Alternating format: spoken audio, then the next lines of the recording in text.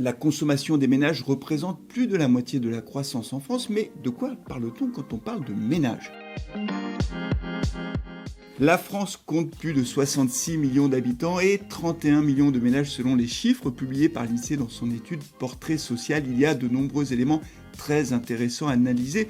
Le premier concerne la taille moyenne des ménages français qui est passée de 2,6 personnes par foyer au début des années 90 à 2,1 aujourd'hui. L'autre élément à prendre en compte, c'est la part des ménages vivant seuls qui est passée de 27% des ménages totaux au début des années 90 à près de 40% aujourd'hui. Et quand on regarde les ménages qui ont au moins un enfant à la maison, cette part a fortement diminué, passant de 36% à 22% aujourd'hui. Un autre élément structurant et mis en lumière dans cette étude, il concerne la part des familles monoparentales qui a explosé en 30 ans, passant de 12% des ménages à quasiment 25% aujourd'hui. Pour le dire simplement, on a des ménages qui sont beaucoup plus petits aujourd'hui, avec moins d'enfants. D'ailleurs, c'est une évolution qu'on avait mise en avant dans notre étude 2026 de la consommation relative au vieillissement de la population, à la dénatalité et aux impacts de ces évolutions démographiques sur la consommation des ménages. Allez, comme d'habitude, on termine avec une question. Connaissez-vous la part des ménages possédant au moins un outil numérique à la maison?